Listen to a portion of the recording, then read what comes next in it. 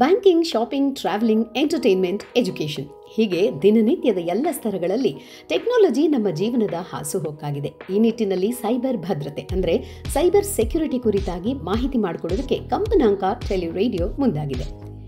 ಈ ವಿಡಿಯೋದಲ್ಲಿ ನೀವು ತಿಳ್ಕೊಳ್ತೀರಾ ಆಂಟಿವೈರಸ್, ಆ್ಯಪ್ ಬಳಕೆಗಳು, ಪಾಸ್ವರ್ಡ್ಗಳ ಸೆಟ್ಟಿಂಗ್, ಡ್ರೈವ್ಗಳ ಸೂಕ್ತ ಬಳಕೆ ಮತ್ತು ಆರೋಗ್ಯಕ್ಕೆ ಪೂರಕವಾಗಿ ನಿಮ್ಮ ಕಂಪ್ಯೂಟರ್ನ ಉತ್ತಮ ಬಳಕೆ, 1930 ಈ ಫೋನ್ ನಂಬರಿನ ಪ್ರಾಮುಖ್ಯತೆ, ಸ್ಕ್ಯಾಮ್ಗಳ ಕುರಿತಾದ ಮಾಹಿತಿ, ಈ ಎಲ್ಲವನ್ನು ವಿಶದವಾಗಿ ಈ ಭಾಗದಲ್ಲಿ ತಿಳಿಸ್ಕೊಡ್ತಾ ಇದ್ದಾರೆ ಪ್ರೊಫೆಸರ್ ಡಾಕ್ಟರ್ ವಿನೋದ್ ಕೃಷ್ಣ ಅವರು. ಬನ್ನಿ ತಪ್ಪದೆ ಕಂಪ್ಲೀಟ್ ವಿಡಿಯೋ ಕೇಳಿ ನೋಡಿ ಮತ್ತು ಸೈಬರ್ ಅವಘಡಗಳಿಂದ ಪಾರಾಗಿ. ನೀವು ಸರ್ಚ್ ಇಂಜಿನ್ ಆಗಿ ಗೂಗಲ್ ಬ್ರೌಸರ್ ಕ್ರೋಮ್ ಅಂತ ಇದೆ, ಮೈಕ್ರೋಸಾಫ್ಟ್ ಬಿಂಗ್ ಇದೆ. ಸೊ ನೀವು ಯಾವುದೇ ಒಂದು ಮಾಹಿತಿ ಬೇಕಾದ್ರೂ ಅದ್ರಲ್ಲಿ ಹುಡುಕ್ಬೋದು. ಈಗ ನೀವು ಫೋನಲ್ಲಿ ಇದ್ರೆ ನಿಮ್ಗೆ ವಾಟ್ಸಪ್ ಅಲ್ಲಿ ಕೂಡ ಹೊಸ ಫೀಚರ್ ಅವರು ಮೆಟಾ AI ಕೊಟ್ಟಿದೆ. ಸೊ ನಿಮ್ಮ ಪ್ರಶ್ನೆಯನ್ನ AI ಅಲ್ಲಿ ಕೇಳಿದ್ರೆ ಅದು ಉತ್ತರ ಕೊಡುತ್ತೆ. ಸೊ ಹಾಗೆ ಏನ್ ಬೇಕಾದ್ರೂ ಯಾರು ಬೇಕಾದ್ರೂ ಕೇಳಿ ಅದಕ್ಕೆ ಉತ್ತರ ತಗೋಬಹುದು. ಹಾಗಾಗಿ ನಾವು ಅದ್ರಲ್ಲಿ ಏನು ಅಂದ್ರೆ ಬಂದಂತ ಉತ್ತರ ಎಲ್ಲ ಸರಿ ಇರುತ್ತೆ ಅಂತ ಹೇಳಕ್ಕಾಗಲ್ಲ ಗೂಗಲ್ ಸರ್ಚ್ ಅಲ್ಲಿ.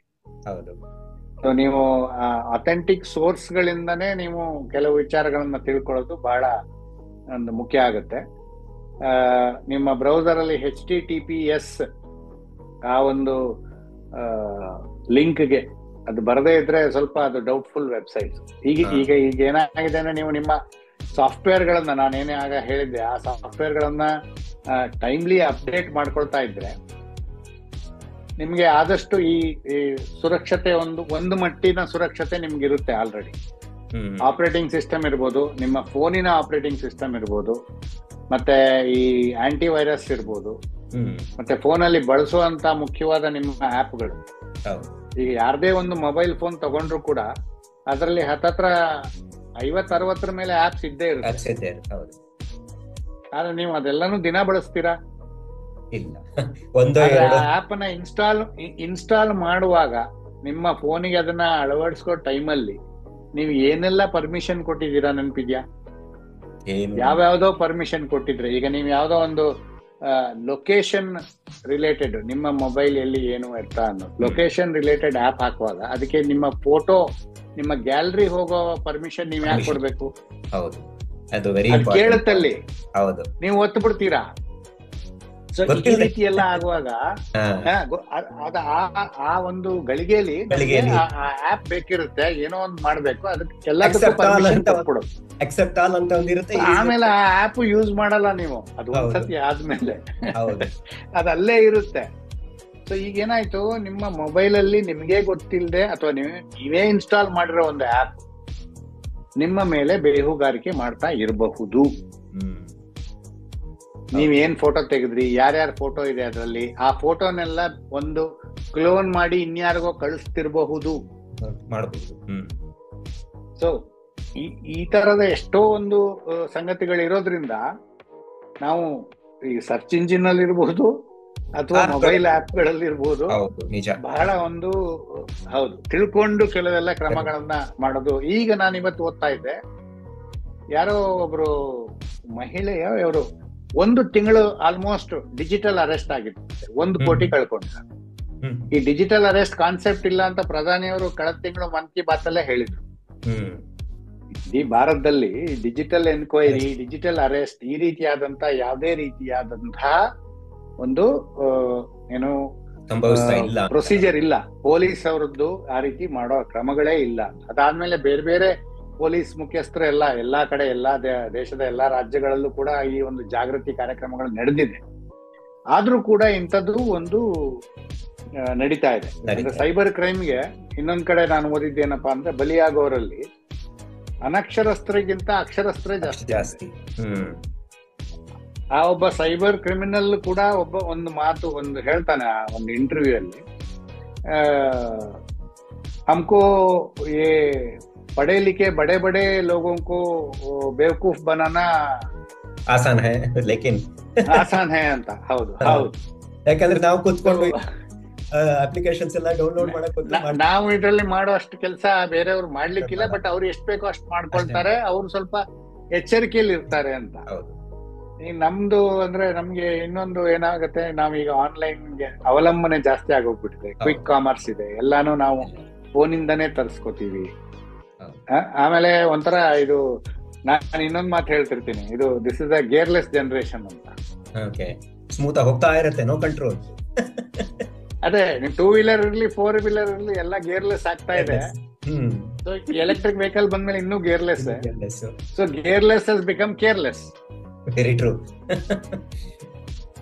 ಸೊ ಆ ರೀತಿ ಆದಾಗ ನಿಮ್ಗೆ ಏನಾಗುತ್ತೆ, ನಿಮ್ಗೆ ಆನ್ಲೈನ್ ಅಲ್ಲಿ ನಿಮ್ಮ ಒಂದು ಓವರ್ ಆಲ್ ನಿಮ್ಮ ಪ್ರೆಸೆನ್ಸ್ ಇದೆಯಲ್ಲ, ಅದು ಸ್ವಲ್ಪ ಹೊಡೆತ ತಿನ್ಬೇಕಾಗತ್ತೆ. ಯಾಕಂದ್ರೆ ಬೇರೆಯವರು ನಿಮ್ಮನ್ನ ಅಬ್ಸರ್ವ್ ಮಾಡ್ತಿರ್ತಾರೆ. ಹೌದು, ಖಂಡಿತ. ಮತ್ತೆ ನಮ್ಮ ಯುವ ಪೀಳಿಗೆಯವರು ಕೂಡ ಈಗ ಏನಾಗಿದೆ, ಇಂಟರ್ನೆಟ್ ಕನೆಕ್ಷನ್ಸ್ ಏನೋ ಜಾಸ್ತಿ ಆಗಿದೆ. Connectivity signals have increase. 5G next 6G ಅಂತಾರೆ. ಹೌದು. ಈಗ ನಾವು ಲ್ಯಾಂಡ್ಲೈನ್ ಟೆಲಿಫೋನ್ ಇಂದ ಕಡೆಯಿಂದ ಬಂದವರು ಇದರಲ್ಲಿ ನಾವು ಫೋನ್ ಮಾಡ್ತಾ ಇರ್ತೀವಿ, ನಾರ್ಮಲ್ ಫೋನ್ ಮಾಡ್ತೀವಿ. ಹೌದು. ಆದ್ರೆ ಈ ಹೊಸಬ್ರೆಲ್ಲ ನನಗೆ ಫೋನ್ ಮಾಡುವಾಗೆಲ್ಲ ವಾಟ್ಸಪ್ ಕಾಲ್ ಮಾಡ್ತಾರೆ. ಖಂಡಿತ. ಹೌದು. ಸೊ ಇಂಟರ್ನೆಟ್ ಬೇಸ್, ಅದ್ರ ನೆಕ್ಸ್ಟ್ ಹೋಗಿ ಅದು ವಿಡಿಯೋ ಕಾಲ್ ಆಗ್ಬಿಡುತ್ತೆ. ಸೊ ಎಷ್ಟು ಸ್ಪೀಡ್ ಜಾಸ್ತಿ ಆಗುತ್ತೋ ಅಷ್ಟೇ ಸ್ಪೀಡ್ ಅಲ್ಲಿ ಕಳ್ಕೊಳ್ಳೋದು. ಹೌದು. ಹುಡುಗರದ್ದೆಲ್ಲ ಏನಿರುತ್ತೆ ಅಂದ್ರೆ, ಅವ್ರದ್ದು ಹುಡುಗರು, ಗೆಳೆಯರು, ಗೆಳತಿಯರು, ಅವ್ರದ್ದೆಲ್ಲ ವಿಡಿಯೋ ಕಾಲ್ಗಳು ಶುರು ಆಗುತ್ತೆ. ಸೊ ಈಗ ಏನಾಗುತ್ತೆ, ಇಂಟರ್ನೆಟ್ ಅಲ್ಲಿ ಅದೊಂದು ಏನಾಗಿದೆ, ಇದೊಂದು ದೊಡ್ಡ ಒಂದು ಬಿಗ್ ಏನ್ ಹೇಳ್ತಾರೆ ಅದಕ್ಕೆ, ಒಂದು ಕಂಟೈನರ್, ಒಂದು ಪಾತ್ರೆ ಇದ್ದಿದ್ದಾಗೆ ಏನ್ ಹಾಕಿದ್ರು ತಗೊಳ್ತಾನೆ ಇರುತ್ತೆ. ಬಟ್ ಅದ್ರಲ್ಲಿ ಒಂದ್ಸತಿ ಹಾಕಿದ್ ಮಾತ್ರ ಎಲ್ಲೂ ಹೋಗಲ್ಲ. ನೀವು ಡಿಲೀಟ್ ಮಾಡಿದ್ರು ಕೂಡ ಅದನ್ನ ನಾವು ರಿಟ್ರೀವ್ ಮಾಡ್ಬೋದು. ಹೌದು. ಇದು ಗೊತ್ತಿಲ್ಲದೆ ಎಷ್ಟೋ ಜನ ಏನೇನೋ ಮಾಡಿರ್ತಾರೆ ಫೋನಲ್ಲಿ. ಸೊ ಅದೇ ಪಾಯಿಂಟ್ ಎಲ್ಲ ಸುಮಾರೆಲ್ಲ ಒಳ್ಳೆ ಪಾಯಿಂಟ್ ಹೇಳಿದ್ರಿ. ಈಗ ಹಾಗಾದ್ರೆ ಈಗ ಗೂಗಲ್ ಡ್ರೈವ್ ಆಗ್ಲಿ, ಏನೇನೋ ಡಿವೈಸ್ ಸ್ಟೋರೇಜ್ ಗಳೆಲ್ಲ ಬಂದಿದೆ ಇವಾಗ. ಸೊ ನೀವು ಅದ್ರ ಬಗ್ಗೆ ಮಾತಾಡುವಾಗ ಆ ಕಾನ್ಸೆಪ್ಟ್ ನಾವು ಹೇಗ್ ಬಳಸ್ಕೋಬೇಕು ಅಂದ್ರೆ ಅದರಲ್ಲಿ ಎಷ್ಟು ತೊಂದರೆಗಳಿದೆ? ಅಲ್ಲ, ಇದು ಕ್ಲೌಡ್ ಕಂಪ್ಯೂಟಿಂಗ್ ಹೇಗೆ ಅಂತಂದ್ರೆ, ಅದು ಕೂಡ ನಿಮ್ಗೊಂದು ಆಪ್. ನಾನೀಗ ಅದೇ ವ್ಯಾಲೆಟ್ ಅಂತ ಹೇಳ್ತಾ ಇದ್ದೆ. ಸೊ ವ್ಯಾಲೆಟ್ ಕೂಡ ಒಂದು ಆಪ್. ನಿಮ್ಮ ಹಣದ ಒಂದು ಲೆಕ್ಕಾಚಾರ, ನಿಮ್ಮ ಹತ್ರ ಇರುವಂತ ಹಣದ ಲೆಕ್ಕಾಚಾರ ಮಾತ್ರ ಅಲ್ಲಿರುತ್ತೆ. ಫಿಸಿಕಲಿ ಮನಿ ಇರಲ್ಲ. ಕಂಪ್ಯೂಟರ್ ಡಿಜಿಟೈಸ್ ಅಂತಂದ್ರೆ 0s and 1s ಮಾತ್ರ. ಸೊ ನಿಮ್ಮ ಡೇಟಾ ಕೂಡ, ನಿಮ್ಮ ಫೈಲ್ಗಳಿರ್ಬೋದು, ಫೋಟೋಗಳಿರ್ಬೋದು, ಆಡಿಯೋ ವಿಡಿಯೋ ಇರ್ಬೋದು, ಎಲ್ಲಾನು ಈಗ ಗೂಗಲ್ ಡ್ರೈವ್ ಅಲ್ಲಿ ಸ್ಟೋರ್ ಆದಾಗ ಆ ಡ್ರೈವಿನ ಮಾಲೀಕರು ಯಾರು, ಅವ್ರ ಹತ್ರ ಅದರ ಕರೆಕ್ಟ್ ಆದ ಕೀ ಇರ್ಬೇಕು. ಹೌದು. ಅದಕ್ಕೆ ಬೇಕಾದಂತ ಅಥೆಂಟಿಕೇಶನ್ ಅದು ಇಟ್ಕೋಬೇಕು. ಅದಿದ್ರೆ ಅವ್ರು ಅದನ್ನ ಬಳಸ್ಕೋಬಹುದು, ತೊಂದರೆ ಇಲ್ಲ. ಅದರಲ್ಲಿ ಬಳಕೆ ಆಗಿರೋದನ್ನ ನಾವು ತೆಗಿತೀವಿ. ಈಗ ಫೋನಲ್ಲಿ ಇರ್ಬೋದು ಅಥವಾ ಎಲ್ಲಿಂದನೂ, ನೀವು ಫೋನಿಂದನೂ ಗೂಗಲ್ ಡ್ರೈವ್ ಕನೆಕ್ಟ್ ಆಗ್ಬೋದು. ಅದೇ ರೀತಿ ಬೇರೆ ಎಲ್ಲ ಅಮೆಝಾನ್ ಕ್ಲೌಡ್ ಸರ್ವಿಸ್ ಇದೆ, ಅಥವಾ ಸ್ಯಾಮ್ಸಂಗ್ ಇದು ಏನಾದ್ರು ಬಾಕ್ಸ್ ಏನೋ ಒಂದು ಇದೆಯಲ್ಲ, ಅದೆಲ್ಲನೂ ಕೂಡ ನೀವು ಬಳಸ್ಕೊಂಡು ನಿಮ್ಮ ಡೇಟಾನ ಸ್ಟೋರ್ ಮಾಡ್ಕೋಬಹುದು. ಐಕ್ಲೌಡ್ ಅಂತ ಇದೆ ಆಪಲ್. ಸೊ ಅಲ್ಲಿ ಮಾಡ್ಕೊಂಡಿರೋದು ನೀವು ಅದರ ಒಂದು ಬಳಕೆಯನ್ನ ಮುಂದುವರಿಸ್ತಾ ಇರ್ಲಿ ಅನ್ನೋದಕ್ಕೆ ಅವರೆಲ್ಲ ಕೊಟ್ಟಿದ್ದಾರೆ. ಇಷ್ಟೋ ಒಂದು ಟೆರಾಬೈಟ್, 1 ಗಿಗಾಬೈಟ್ ವರೆಗೂ ಫ್ರೀ, 100 ಗಿಗಾಬೈಟ್ ಫ್ರೀ, ಏನೆಲ್ಲ ಕೊಡ್ತಾ ಇರ್ತಾರೆ ಆಫರ್ಸ್. ಸೊ ನೀವು ಅಲ್ಲಿ ಸ್ಟೋರ್ ಮಾಡ್ಕೊಂಡಿರ್ತೀರಾ. ಇನ್ನೊಂದು, ನೀವು ಯಾರಿಗೋ ಒಂದು ಫೋಟೋ ಕಳಿಸ್ತೀರಾ, ಆಮೇಲೆ ನೀವು ಡಿಲೀಟ್ ಮಾಡ್ಬಿಡ್ತೀರಾ, ಅವರು ಡಿಲೀಟ್ ಮಾಡ್ಬಿಡ್ತಾರೆ. ಸೊ ನೀವ್ ಅನ್ಕೊಂಡಿದ್ದೀರಾ ಅದಿಲ್ಲ ಅಂತ. ಬಟ್ ಅದು ಮುಂದಕ್ಕೆ ಏನೋ ಒಂದು ತನಿಖೆಗೋ ಇನ್ಯಾವುದೋ ಒಂದು ಅದಕ್ಕೆ ಬೇಕಾಗತ್ತೆ ಅಂದಾಗ ಅದನ್ನ ಡಿಜಿಟಲ್ ಫೊರೆನ್ಸಿಕ್ಸ್ ಅಲ್ಲಿ ಕಂಪ್ಲೀಟ್ ಆಗಿ ರಿಟ್ರೀವ್ ಮಾಡೋ ಸಾಧ್ಯತೆ ಇದೆ.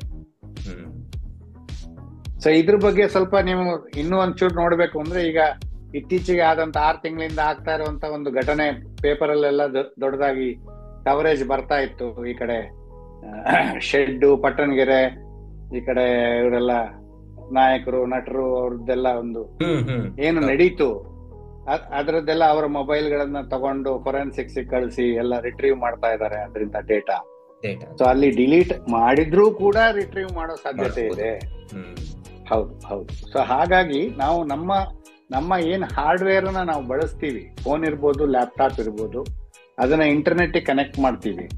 ಅದಾದ್ಮೇಲೆ ನಾವು ಅದರಲ್ಲಿ ಏನ್ ಮಾಡ್ತೀವಿ ಅಂದ್ರೆ ಕಮ್ಯುನಿಕೇಶನ್, ಸಂವಹನೆ ಯಾವ ರೀತಿ ಮಾಡ್ತೀವಿ, ಏನು ವಿಷಯಗಳನ್ನ ಕಳಿಸ್ತೀವಿ, ತಗೊಳ್ತೀವಿ, ಹಂಚ್ಕೋತೀವಿ.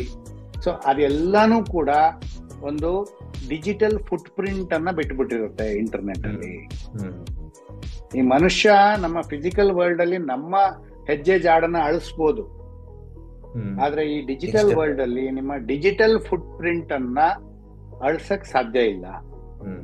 ನೀವ್ ಎಲ್ಲೆಲ್ಲಿ ಹೋಗಿದ್ರಿ, ಏನ್ ಮಾಡಿದ್ರಿ ಎಲ್ಲಾನು ಬರುತ್ತೆ. ಸೊ ಎರಡೂ ತರ ರಿಟ್ರೀವ್ ಪಾಸಿಟಿವ್ ಆಗಿ ಉಪಯೋಗಿಸ್ಕೊಳ್ಳಕ್ಕೂ ಹೆಲ್ಪ್ ಆಗುತ್ತೆ, ಇಲ್ಲ ನೆಗೆಟಿವ್ ಆಗಿ ಉಪಯೋಗಿಸ್ಕೊಳ್ಳಕ್ಕೂ ನೆಗೆಟಿವ್ ಆಗೂ ಆಗುತ್ತೆ. ಹೌದು ಹೌದು. ಸೊ ಅದ್ರಲ್ಲಿ ಹಂಗಾಗಿ ನಾವು ಯೋಚನೆ ಮಾಡಿ ನಾವ್ ಏನೇನ್ ಮಾಡ್ತೀವಿ ಅನ್ನೋದನ್ನ ಯೋಚನೆ ಮಾಡಿ ಅದ್ರೊಳಗಡೆ ಹಾಕ್ಬೇಕು. ನೀವ್ ಹೇಳ್ದಂಗ ಅದೊಂದು ಬ್ಲಾಕ್ ಹೋಲ್ ಒಂದ್ಸಲ ಒಳಗಡೆ ಹೊರಟೋಯ್ತು ಅಂದ್ರೆ ಏನ್ ಹಾಕಿದೀವಿ ಅಂತಲೂ ಮರ್ತೋಗುತ್ತೆ ನಮ್ಗೆ. ಸೊ ಹಂಗಾಗಿ ನಮ್ಗೆ ಆ ಸೆಕ್ಯೂರಿಟಿ ಬಗ್ಗೆ ಒಂದು ಯೋಚನೆ ಇರಲ್ಲ. So it goes into the black hole. ಅದು ಕಷ್ಟ ಇದೆ. ಸೊ ಇನ್ನೊಂದು ಖಂಡಿತವಾದ ಮಾತದು. ಒಂದು ನನ್ಗೇನ್ ಯೋಚನೆ ಬಂತು ಅಂದ್ರೆ, ಈಗ ಮಕ್ಕಳಿಂದ ಹಿಡಿದು ದೊಡ್ಡವ್ರ ತನಕ ಈಗ ಇನ್ನೆವಿಟೇಬಲ್ ಇವಾಗ ನಾವುಗಳೆಲ್ಲ ಕೆಲಸ ಮಾಡ್ತಾ ಇದೀವಿ, ಎಲ್ಲಾರು ಫೋನ್ಗಳು ಯೂಸ್ ಮಾಡ್ತಾರೆ. ಈ ಹೆಲ್ತ್ ಹಜಾರ್ಡ್ ಬಗ್ಗೆ ನಾವು ತುಂಬಾ ಕೇಳ್ತೀವಿ. ಅದು ಏನಾಗ್ತಿದೆ ಅಂತ ಇದೇ ದಿನ number of hours, screen hours ಅನ್ನ ನಾವು ಕ್ಯಾಲ್ಕುಲೇಟ್ ಮಾಡಿದಾಗ almost 8 to 10 hours is where in front of the screen ಅಂತ ಹೇಳ್ತೀವಿ. ಅದರಿಂದ ಆಗೋ ಎಫೆಕ್ಟ್ಗಳಿಗೂ ಅಥವಾ ನಾವೀಗ ಅದನ್ನ ಬಿಟ್ಟು ಇರಕ್ಕೂ ಆಗಲ್ಲ. ಸೊ ಇದೆರಡರ ಮಧ್ಯೆ ಒಂದ್ ತಿಳುವಳಿಕೆ ಜನಗಳಿಗೆ ಕೊಡಬೇಕು ಅಂದ್ರೆ, balanced usage of the computer screen or laptop screen or the phone screen, ಅದ್ರ ಬಗ್ಗೆ ಏನಾದ್ರು ಸರ್? ಬ್ಯಾಲೆನ್ಸ್ ಯೂಸ್ ಅಂತಂದ್ರೆ ನಾವು ಒಂದು ಡಿಸಿಪ್ಲಿನ್ ಇಟ್ಕೋಬೇಕು, ಮತ್ತೆ ಕಂಪ್ಯೂಟರ್ ಇಲ್ಲದೆ ಮಾಡುವಂತ ಕೆಲವು ಹವ್ಯಾಸಗಳನ್ನ ಬೆಳೆಸ್ಕೋಬೇಕು. ಸೊ ಇದು ಹಾಡು ಕೇಳೋದಿರ್ಬೋದು, ಅದನ್ನ ನೀವು ಮೊಬೈಲ್ ಇಂದಾನೇ ಕೇಳ್ತೀವಿ ಅಂದ್ರೆ ಮೊಬೈಲ್ ಅಲ್ಲಿ ಹಾಕಿ ನೀವು ನಿಮ್ ಪಾಡಿಗೆ ಕೇಳಿ, ನೋಡೋ ಅಂತದ್ದು ಇರಬಾರ್ದು. ಕತೆ ಪುಸ್ತಕ ಓದೋದಿರ್ಬೋದು, ಅಥವಾ ನಿಮ್ ಬಗ್ಗೆ ಏನಾದ್ರು ಬರೆಯೋದಿರ್ಬೋದು. ಯಾಕೆಂದ್ರೆ ಈ ಬರವಣಿಗೆ ಅನ್ನೋದೇ ನನ್ನ ಪ್ರಕಾರ ಇನ್ನೊಂದು 10-15 ವರ್ಷದೊಳಗಡೆ ಮಾಯ ಆಗ್ಬಿಡುತ್ತೋ ಏನೋ. ಇವಾಗೆಲ್ಲ ಬರವಣಿಗೆ ಬರಲ್ಲ ಅದೇ ಈಗ ನಮ್ ಸೈನೇ ಮರ್ತೋಗಿದೆ. ಕೆಲವು ಪ್ರೊಫೆಷನಲ್ ಇರೋರ್ಗ್ ಬಿಟ್ರೆ, ಈಗ ನನ್ನ ಪ್ರಕಾರ ಕಾರ್ಪೊರೇಟ್ ವರ್ಲ್ಡ್ ಅಲ್ಲಿ ಆದ್ರೆ ಸೈನಿಂಗ್ ಇಲ್ವೇ ಇಲ್ಲ, ಎಲ್ಲ ಎಲೆಕ್ಟ್ರಾನಿಕ್ ಸಿಗ್ನೇಚರ್. ಸೊ ಹಾಗಾಗಿ ಆ ಸೈನು ಅನ್ನೋದು ನೀವು ಬರೆಯೋದು, ಈಗ ಪೆನ್ ಹಿಡ್ಕೊಳ್ಳೋದೇ ಮರ್ತೋಗುತ್ತೆ. ಸೊ ಅದು ಒಂದು ಬರವಣಿಗೆ, ಅಥವಾ ಚಿತ್ರ ಬಿಡಿಸೋದು, ಅಥವಾ ಫೋಟೋಗ್ರಫಿ. ಸೊ ಈ ರೀತಿಯಾದಂತ ಕೆಲವು ಹವ್ಯಾಸಗಳನ್ನ ಬೆಳೆಸ್ಕೊಂಡ್ರೆ ನಿಮ್ಮ ಸ್ಕ್ರೀನ್ ಟೈಮ್ ನ ಕಮ್ಮಿ ಮಾಡ್ಕೋಬಹುದು ಅಂತ ಅನ್ಸುತ್ತೆ. ಒಂದು ಮತ್ತೆ ಜಾಸ್ತಿ ಯಾರು ಈಗ ಕಂಟೆಂಟ್ ಕ್ರಿಯೇಟರ್ಸ್ ಅಥವಾ ವಿಡಿಯೋ ಎಡಿಟಿಂಗ್ ಮಾಡೋರು ಅಥವಾ ಇಮೇಜ್ ಎಡಿಟಿಂಗ್ ಈ ರೀತಿಯಾದಂತ ಒಂದು ಬೇರೆ ಬೇರೆ ಪ್ರೊಫೆಷನಲ್ ಇರೋರು ಗ್ಲಾಸ್ ಹಾಕೊಂಡ್ರೆ ಒಳ್ಳೇದು. ಪ್ಲೇನ್ ಗ್ಲಾಸ್ ಆದ್ರೂ ಹಾಕೊಂಡು ಸಿಸ್ಟಮ್ ಕೂತ್ಕೊಂಡ್ರೆ, ಮತ್ತೊಂದು ಸ್ವಲ್ಪ ಗ್ಯಾಪ್ ಇಟ್ಕೊಂಡಿರ್ಬೇಕು. ಎರ್ಗೊನಾಮಿಕ್ಸ್ ಅಂತ ಹೇಳ್ತಾರೆ, ಅದ್ರ ಬಗ್ಗೆ ಸ್ವಲ್ಪ ಗಮನ ಕೊಟ್ರೆ ಒಳ್ಳೇದು ಅನ್ಸುತ್ತೆ. ಸೊ ಹಾಗೆ ಈ ಸೈಬರ್ ಸೆಕ್ಯೂರಿಟಿ ರಿಲೇಟೆಡ್ ಕೆಲವು ವಿಚಾರಗಳನ್ನ ಹೇಳಬೇಕು ಅಂತಂದ್ರೆ, ನಾನು ಇತ್ತೀಚೆಗೆ ಅಂದ್ರೆ ಕಳೆದ ವಾರ ಒಂದು ಜಾಲಾಂತರಂಗ ಅಂತ ಒಂದು ಅಂಕಣ ವಿಷಯವಾಣಿ ಬಂತು. ಅದರಲ್ಲಿ ನಾನೊಂದು 10 ಮುಖ್ಯವಾದಂತ ಸ್ಕ್ಯಾಮ್ಗಳು ಏನೇನ್ ಆಗ್ತಾ ಇದೆ, ವಂಚನೆಗಳು, ಅದ್ರ ಬಗ್ಗೆ ಕೊಟ್ಟಿದ್ದೆ. ಜೊತೆಗೆ ರಾಷ್ಟ್ರೀಯ ಗ್ರಾಹಕ ಸಹಾಯವಾಣಿ ಏನಿದೆ 1800114000 1800114000 ಅಥವಾ ಸೈಬರ್ ಅಪರಾಧ ವರದಿ ಮಾಡುವಂತ ಪೋರ್ಟಲ್ ಅಲ್ಲಿ cybercrime.gov.in ನಲ್ಲಿ ನಿಮ್ಮ ದೂರು ದಾಖಲಿಸಬಹುದು. ಅಥವಾ 1930 ಈ ನಂಬರ್ ನೆನ್ಪಿಟ್ಕೋಬೇಕು. ನಿಮ್ಮ ಮೊಬೈಲ್ ಅಲ್ಲಿ, ನಿಮ್ಮ ಲ್ಯಾಪ್ಟಾಪ್ ಅಲ್ಲಿ ಈ ಇಂಟರ್ನೆಟ್ ರಿಲೇಟೆಡ್ ಯಾವುದೇ ರೀತಿಯಾದಂತ ಸೈಬರ್ ಕ್ರೈಮ್ ಏನೇ ಆದ್ರೂ ಕೂಡ ಸೆಕ್ಯೂರಿಟಿ ದೃಷ್ಟಿಯಿಂದ ಫಸ್ಟ್ ರಿಪೋರ್ಟ್ ಮಾಡೋದು ಬಹಳ ಮುಖ್ಯ. ಸೊ ಅದನ್ನ ಮಾಡಿ. ಮತ್ತೆ ಈ ಕೆಲವೆಲ್ಲ KYC ಅವಧಿ ಮೀರಿದೆ, ಇದು ಇನ್ಕಮ್ ಟ್ಯಾಕ್ಸ್ ರೀಫಂಡ್ ಮಾಡ್ತಿದ್ದೀವಿ, ಆಮೇಲೆ ಈಗ ಮತ್ತೆ ಹೊಸದಾಗಿ ಇನ್ನೊಂದು ಯಾವ್ದೋ ಬರುತ್ತೆ ಅಂತ ಎಲ್ಲ ಎಚ್ಚರಿಕೆ ಕೊಡ್ತಾ ಇದ್ರು. ನಿಮ್ಮ ಪ್ಯಾನ್ 2.0 ನಿಮ್ಮ ಪ್ಯಾನ್ ಅಪ್ಡೇಟ್ ಆಗಿದೆ, ಈ ಹಳೆ ಪ್ಯಾನ್ ಎಕ್ಸ್ಪೈರ್ ಆಗ್ಬಿಡುತ್ತೆ, ಹೊಸ ಪ್ಯಾನ್ ಬೇಕಾದ್ರೆ ಇಲ್ಲಿ ಕ್ಲಿಕ್ ಮಾಡಿ. ಸೊ ಈ ರೀತಿಯಾದಂತ ಕ್ಲಿಕ್ ಮಾಡಿ. ಆಮೇಲೆ ನಿಮ್ಗೂ ಎಲ್ಲ ಬಂದಿರ್ಬೋದು, ಕೆಲವರು ಕೇಳ್ತಾ ಇರೋರ್ಗೆ, ಈ ನಾವು ಟ್ರಾಯ್ ಇಂದ ಕಾಲ್ ಮಾಡ್ತಾ ಇದೀವಿ, ಅಥವಾ ಇನ್ನೊಂದೆಲ್ಲೋ ಒಂದು ನಿಮ್ಮ ಫೋನ್ ಸರ್ವಿಸ್ ಕಂಪ್ನಿಯಿಂದ ಮಾಡ್ತಾ ಇದ್ದೀವಿ. ಅಲ್ಲ, ಫೆಡೆಕ್ಸ್ ಪಾರ್ಸಲ್ ಬೇರೆ ಅದೊಂದು, ಮತ್ತೆ ಟ್ರಾಯ್ ಇಂದ ಒಂದು ಕಾಲ್ ಬಂದಿದೆ ಅಂತ ಹೇಳಿ, ನಿಮ್ಮ ಮೊಬೈಲ್ ಸಂಖ್ಯೆ ಕಾನೂನು ಬಾಹಿರ ಚಟುವಟಿಕೆಗಳನ್ನ ಮಾಡ್ತಾ ಇದೆ, ನಿಮ್ಮ ಹೆಸರಲ್ಲಿರೋ ಎಲ್ಲಾ ಸಂಖ್ಯೆಗಳನ್ನ ಈ 30 ನಿಮಿಷದಲ್ಲಿ ನಾವು ಬ್ಲಾಕ್ ಮಾಡ್ಬಿಡ್ತೀವಿ. ಸೊ ಈ ರೀತಿ ಟ್ರಾಯ್ ಯಾವುದೇ ತರದ ಸೇವೆಗಳನ್ನ ಸ್ಥಗಿತಗೊಳಿಸಲ್ಲ, ಟೆಲಿಕಾಂ ಕಂಪ್ನಿಯವ್ರು ಮಾಡೋದು. ಸೊ ಅದನ್ನು ನೀವು ನಿಮ್ಮ ಟೆಲಿಕಾಂ ಕಂಪ್ನಿಯವ್ರ ಬಿಲ್ ಕಟ್ಟದೇ ಇದ್ರೆ ಅವ್ರು ಸ್ಟಾಪ್ ಮಾಡ್ತಾರೆ, ಬಿಟ್ರೆ ಬೇರೆ ಇಲ್ಲ. ಕಸ್ಟಮ್ಸ್ ಅಲ್ಲಿ ಪಾರ್ಸಲ್ ಸಿಕ್ಕಾಕೊಂಡಿದೆ, ಡಿಜಿಟಲ್ ಅರೆಸ್ಟ್, ಆಮೇಲೆ ನಿಮ್ಮ ಕುಟುಂಬದ ಯಾರನ್ನೋ ಬಂಧಿಸಲಾಗಿದೆ, ಅವ್ರನ್ನೆಲ್ಲೋ ಹಿಡಿದಿದೀವಿ, ಅವ್ರಿಗೇನೋ ಆಯ್ತು. ಸೊ ಈ ರೀತಿಯಾದಂತ ನೋಡಿ, ಇಲ್ಲಿ ಏನಾಗತ್ತೆ, ನಾವು ಸೈಬರ್ ಭದ್ರತೆ ಬಗ್ಗೆ ಮಾತಾಡ್ತಾ ಇದ್ದೀವಿ, ಕಂಪ್ಯೂಟರ್ ಸೆಕ್ಯೂರಿಟಿ ಬಗ್ಗೆ ಮಾತಾಡ್ತಾ ಇದ್ದೀವಿ. ಈ ಕಮ್ಯುನಿಕೇಶನ್ ಅಲ್ಲಿ ಅವರೆಲ್ಲ ಮುಖ್ಯವಾಗಿ ಬಳಸೋದೇನಪ್ಪಾ ಅಂದ್ರೆ, ಒಂದು ನಮ್ಮಲ್ಲಿ ಒಂದು ಆಸೆ ಹುಟ್ಸಕ್ ಟ್ರೈ ಮಾಡ್ತಾರೆ. ಯಾವುದೇ ಒಂದು ವಿಚಾರವಾಗಿ ನಮ್ಗೊಂದು ಆಸೆ, ಇಲ್ಲಿ ಕ್ಲಿಕ್ ಮಾಡಿ ನಿಮ್ಗೆ ಇದು ಸಿಗುತ್ತೆ ಅದು ಸಿಗುತ್ತೆ. ಇನ್ನೊಂದು ಭಯ ಹುಟ್ಟಿಸ್ತಾರೆ. ಈ ಎರಡು ಮುಖ್ಯವಾದಂತ ಒಂದು ನಮ್ಮ ಒಂದು ಎಮೋಷನ್ಸ್ ಅನ್ನ ಅವರು ಉಪಯೋಗಿಸಕ್ಕೆ ಅಥವಾ ಅದನ್ನ ಬಳಸ್ಕೊಂಡು ಮೋಸ ಮಾಡೋದಕ್ಕೆ ಪ್ರಯತ್ನ ಪಡ್ತಾರೆ. ಅದು ನಮ್ಮ ಎಚ್ಚರದಲ್ಲಿ ನಾವಿರ್ಬೇಕು ಬೇಕಾಗುತ್ತೆ. ಆ ಸಂದರ್ಭದಲ್ಲಿ ಆದಷ್ಟು ನೀವೊಂಥರ ಕಣ್ಣಾರೆ ಕಂಡ್ರು ಪರಾಂಬರಿಸಿ ನೋಡು ಅನ್ನೋ ತರ, ನೀವು ಏನೇ ನೋಡಿದ್ರು ಅಥವಾ ಕೇಳಿದ್ರು ಕೂಡ ಅದನ್ನ ಒಂದು ಪುನಃ ಒಂದು ನೀವು ಚೆಕ್ ಮಾಡಿ ಮುಂದುವರಿಬೇಕು ಅಂತ ನಾನು ಕೇಳ್ಕೊತೀನಿ. ಇದು ಈ ಒಂದು ತುಂಬಾ ಒಂಥರ ಸುರಕ್ಷತೆಗೆ ಮಾಹಿತಿ ಸರ್ ಅದು. ಯಾಕಂದ್ರೆ ನಾನೇ ಕೇಳೋಣ ಅನ್ಕೊಂಡಿದ್ದೆ ಮಾಡ್ಬೇಕು, ಯಾಕಂದ್ರೆ ಇದೊಂದು 3 ನಿಮಿಷ ಟೈಮ್ ಇದೆ. ಏನ್ ಸಮರೈಸ್ ಮಾಡ್ತೀರಾ ಅಂತ ಕೇಳ್ತಾ ಇದ್ದೆ, ನೀವೇ ಸಮರೈಸ್ ಮಾಡಿ ಅದನ್ನೆಲ್ಲ ಕೊಟ್ಟಿದ್ದೀರಿ. ತುಂಬಾ ಉಪಯುಕ್ತ ಆಗುತ್ತೆ ಅಂತ ನನಗೇನೋ ಅನ್ಸುತ್ತೆ. ಯಾಕಂದ್ರೆ ನಮ್ಮಲ್ಲಿ ನೀವ್ ಹೇಳ್ದಂಗೆ ತಿಳುವಳಿಕೆ ಇಲ್ದೇ ಇರೋರ್ಗಿಂತ ಇರೋರ್ಗೇನೆ ಜಾಸ್ತಿ ತೊಂದರೆಗಳಾಗೋ ತರ ಕಾಣಿಸೋದ್ರಿಂದ ಹೌದು ಅದಕ್ಕೆ ಇನ್ನೂ ಒಂದು ಕಾರಣ ನಾನ್ ಕಂಡ್ಕೊಂಡಿದ್ದೇನಪ್ಪಾ ಅಂದ್ರೆ, ಒಂದು ಸ್ವಲ್ಪ ಓವರ್ ಕಾನ್ಫಿಡೆನ್ಸ್, ಅತಿಯಾದ ಆತ್ಮವಿಶ್ವಾಸ. ನನಗ್ ಯಾರು ಏನ್ ಮಾಡ್ತಾರೆ, ನನ್ನ ಹತ್ರ ಏನಿದೆ, ನನ್ಗೆಲ್ಲ ಗೊತ್ತಿದೆ, ನಾನು ಮಾಡ್ತೀನಿ. ಸೊ ಇದು ಒಂದು ಅಹಂ ತರ ಇರುತ್ತೆ, ಅದಕ್ಕೆ ಪೆಟ್ಟು ಕೊಡ್ತಾರೆ.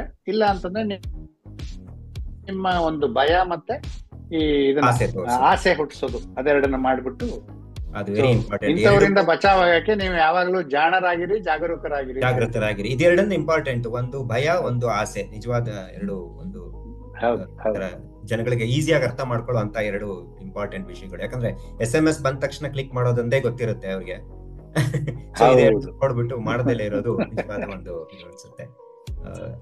ಸರ್, ಇದು ಈ ಟಾಪಿಕ್ ಹೆಂಗೆ ಅಂದ್ರೆ, ಇದು ತುಂಬಾ ದೊಡ್ಡ ಟಾಪಿಕ್. ನಾವು ಇದನ್ನ ಅರ್ಧ ಗಂಟೆನಲ್ಲಿ ಮಾತಾಡ್ತಾ ಇರ್ಬೋದು, ಬಟ್ ನನ್ಗೆ ಕೊಟ್ಟಿರೋ ಸಮಯ ಅರ್ಧ ಗಂಟೆ ಇದೆ. ಬಟ್ ಅಂತದ್ರಲ್ಲಿ ನೀವು ತುಂಬಾ ವಿವರವಾಗಿ ಎಲ್ಲದನ್ನು ಹೇಳಿದ್ರೆ, ಎಕ್ಸಾಂಪಲ್ಸ್ ಕೊಟ್ಟಿದ್ದೀರಾ. ಹೋಪ್ಫುಲಿ ಇದನ್ನ ಕೇಳಿಸ್ಕೊಂಡಂತ ಜನಗಳಿಗೆ ತುಂಬಾ ಅನುಕೂಲ ಆಗುತ್ತೆ ಅಂತ ನನ್ಗನ್ಸುತ್ತೆ. ಯಾಕಂದ್ರೆ ನನಗೇನೆ ಎಷ್ಟೋ ವಿಷಯಗಳನ್ನ ಇವತ್ತು ನಾನು ಅರ್ಥಕೊಂಡಿದ್ದೀನಿ, ಉಳಿದವ್ರಿಗೂ ಇದು ಹೆಲ್ಪ್ ಆಗುತ್ತೆ ಅನ್ಸುತ್ತೆ. ಡಾಕ್ಟರ್ ವಿನೋದ್ ಕೃಷ್ಣ ಅವರೇ, ಟೈಮ್ ತಗೊಂಡು ನಮ್ ಜೊತೆ ಇಷ್ಟೊಂದು ಮಾತಾಡಿ ಇಷ್ಟೊಂದು ವಿಷಯಗಳನ್ನು ಕೊಟ್ಟಿದ್ದಕ್ಕೆ ತುಂಬಾ ತುಂಬಾ ತುಂಬಾ ಧನ್ಯವಾದಗಳು ಸರ್. ಇದ್ರ ಜೊತೆಗೆ ಒಂದು ಏನಪ್ಪಾ ಅಂತಂದ್ರೆ, ನಾನು ಐಸಾಕ್ ಅಂತ ಇದೆ, information sharing and analytics centre. ಈ ಐಸಾಕ್ ಫೌಂಡೇಶನ್ ಅವರು ಮಾಡಿದಂತಹ ಒಂದು ಸೈಬರ್ ಕ್ರೈಮ್ ಫಸ್ಟ್ ರೆಸ್ಪಾಂಡರ್ ಅನ್ನೋ ಒಂದು ಸರ್ಟಿಫಿಕೇಶನ್ ಹೋಲ್ಡರ್ ನಾನು. ಸೊ ಇದರಲ್ಲಿ CCIO ಅಂತ, ಸೈಬರ್ ಕ್ರೈಮ್ ಇಂಟರ್ವೆನ್ಷನ್ ಆಫೀಸರ್. ಯಾರಿಗೇ ಆಗ್ಲಿ ಈ ರೀತಿಯಾದಂತಹ ಸೈಬರ್ ವಂಚನೆ ಆಗಿದ್ರೆ ಅವ್ರು ನನ್ನನ್ನ ಸಂಪರ್ಕಿಸಬಹುದು. ನಾನು ಅವರಿಗೆ ಏನ್ ಬೇಕೋ ಆ ಮಾರ್ಗದರ್ಶನವನ್ನ ಉಚಿತವಾಗಿ ಮಾಡ್ತೀನಿ. ತುಂಬಾ ಒಳ್ಳೆ ಇದು ಸರ್, ಅದು ನಮ್ಗೆ ಉಪಯುಕ್ತವಾದಂತಹ ವಿಷಯ. ಅದನ್ನ ವೆಬ್ಸೈಟ್ ಅಲ್ಲೂ ಹಾಕ್ಲಿಕ್ಕೆ ಅದನ್ನ ಆಶಾ ಅವ್ರಿಗೆ ಹೇಳ್ತೀನಿ ನಾನು. ಯಾಕಂದ್ರೆ ಈ ಕಾಲದಲ್ಲಿ ಏನಾಗಿದೆ ಅಂದ್ರೆ, ಈ ತರ ಆದಾಗ ಯಾರನ್ನ ಕಾಂಟ್ಯಾಕ್ಟ್ ಮಾಡೋದೇ ಒಂದ್ ದೊಡ್ಡ ವಿಷಯ ಆಗೋಗುತ್ತೆ. ಇದು ನಾರ್ಮಲ್ ಪೊಲೀಸ್ ಹೋಗ್ಬೇಕೋ ಇಲ್ವಾ ಇಲ್ಲೆಲ್ಲಿಗೆ ಹೋಗ್ಬೇಕು ಅನ್ನೋ ಜನಗಳಿಗೆ ಇದು ಒಂದು ಭಾರತ ಸರ್ಕಾರದ ಒಂದು ಒಳ್ಳೆ ಕ್ರಮ. ಆದಷ್ಟು ಜನರನ್ನ ಅವರು ಸೈಬರ್ ಕ್ರೈಮ್ ಇಂಟರ್ವೆನ್ಷನ್ ಆಫೀಸರ್ ಆಗಿ ಮಾಡ್ತಾ ಇದ್ದಾರೆ, CCIO. ಸೊ ಅದಿದ್ರೆ ನಾವು ಜನಗಳಿಗೆ ವಿಷಯಗಳನ್ನ ತಿಳಿಸಿ ಅವ್ರನ್ನ ಸರಿಯಾದ ರೀತಿಯಲ್ಲಿ ಸರಿಯಾದ ದಾರಿಗೆ ತಗೊಂಡು ಹೋಗ್ಬೋದು. ಈ ರೀತಿ ವಂಚನೆಗಳಾದಾಗ ಏನ್ ಮಾಡ್ಬೇಕು ಅಂತ ಗೊತ್ತಿರಲ್ಲ. ಹೌದು, ಖಂಡಿತ ಸರ್. ಅದು ಯಾರೇ ಎಷ್ಟೇ ಎಜುಕೇಟೆಡ್ ಆಗಿರ್ಲಿ, ಅನ್ಎಜುಕೇಟೆಡ್ ಆಗಿರ್ಲಿ, ಆ ಟೈಮಲ್ಲಿ ಆ ಭಯ ಬಂದಾಗ, ಏನೋ ಆಗೋಯ್ತು ಅಂದಾಗ ನಾವ್ ಏನ್ ಮಾಡ್ಬೇಕು ಅಂತಲೇ ಗೊತ್ತಾಗಲ್ಲ. ತಿಳುವಳಿಕೆ ಇರುವಂತ ನಿಮ್ಮಂತ ಅವ್ರ ಹತ್ರ ಹೋದಾಗ ಅಟ್ಲೀಸ್ಟ್ ಅವ್ರನ್ನ ಗೈಡ್ ಮಾಡ್ತೀರಾ, ಒಂದು ಏನ್ ಅನಾಹುತ ಆಗೋದು ಅದನ್ನ ತಪ್ಪಿಸ್ಬೋದು ಅಂತ ನನ್ಗೆ ಅನ್ಸುತ್ತೆ. Thank you. ತುಂಬಾ thank you. Hopefully will meet again. ಇನ್ನೊಂದು ಸೆಷನ್ ಮಾಡೋಣ ಇನ್ಯಾವಾಗ್ಲೂ. ಮಾತಾಡೋದು ತುಂಬಾ ಇದೆ, ಬಟ್ ಸಮಯ ಕಮ್ಮಿ ಇರೋದ್ರಿಂದ ಎಲ್ಲ ಕವರ್ ಮಾಡಕ್ ಆಗಿಲ್ಲ. ಸೊ ಖಂಡಿತ ಮತ್ತೆ ಮಾತಾಡೋಣ. Thank you very much. ನಮಸ್ತೆ, ಧನ್ಯವಾದಗಳು.